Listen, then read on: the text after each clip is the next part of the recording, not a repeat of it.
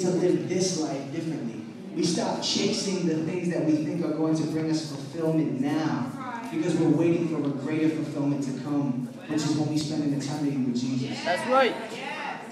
See, I found out that you're going to end up in one of three camps. Disappointed, or faith in Jesus. And it's this. Man, if I can just attain these things, if I can just get the perfect job, the perfect car, the right amount of money, the right salary, if I can fall in love with the right person, if I could have the right fame or recognition, if I could get this many Twitter followers. Come on, y'all want to go, team follow back, follow me. Right? Somebody's status in here trying to change it real quick. If I could just get these things, then I will be satisfied.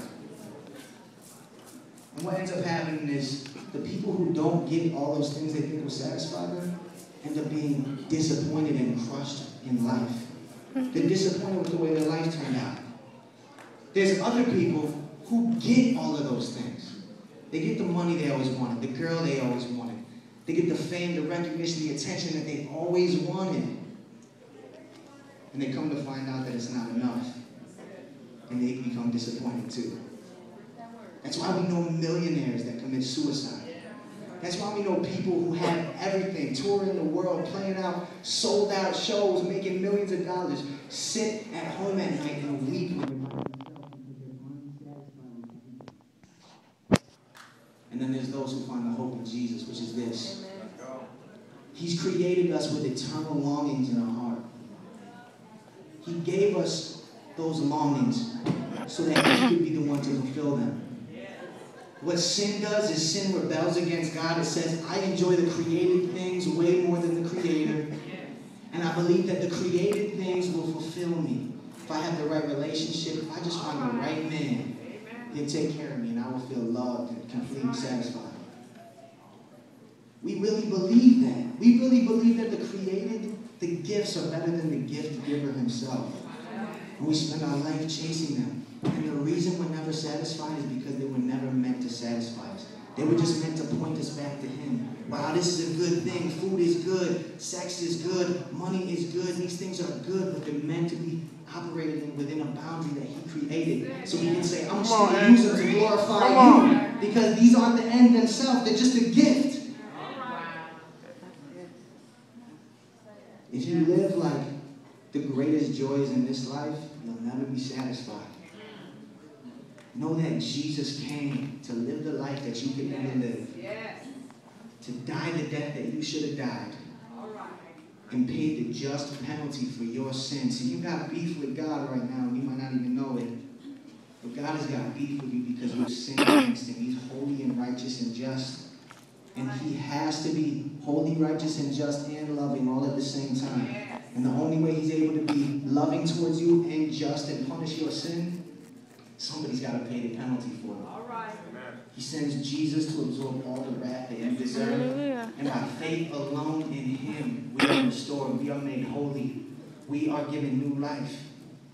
And so the invitation is for y'all to come and drink from the well of living water that actually satisfies. The invitation is to say, turn from your sin. Follow Jesus, the one that can satisfy, the one who has created you to satisfy you, the one who is all-sufficient. Turn from your sin. Trust in Him. Trust that none of your good works can get you saved, but only the work that Jesus has already done.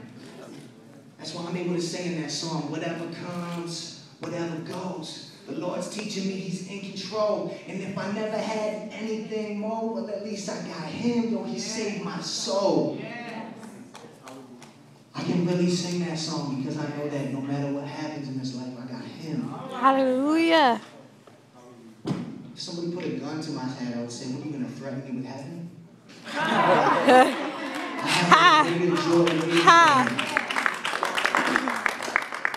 want y'all to follow Him, man. I see all these God belongs in my city t-shirts all over the place, and that's all about. We want that glory I just talked about, that goodness of God, that good news I just told y'all about, to be known in our cities. Could you imagine what a city would look like if people knew that their greatest pleasure could be found in God and not any other things?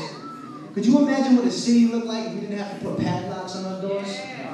Can you imagine a city where people didn't lie to each other or cheat or try to connive one another to get things, get over on someone else, or step on their back to get the next thing that they want? Can you imagine a city like this?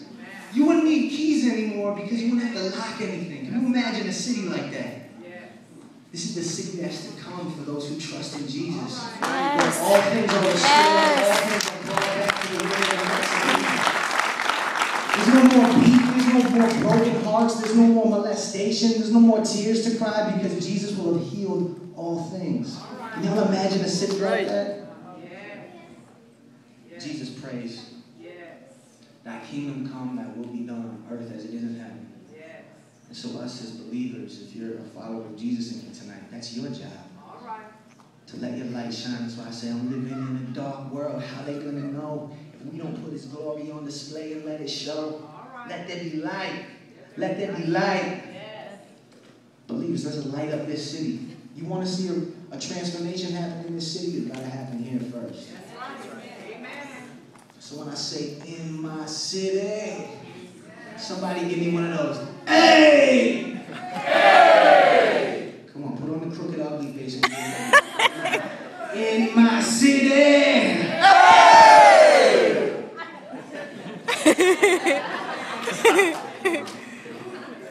You ready to rock out to this last joint? Yeah! I need some fire. Bang, bang, bang, bang, bang.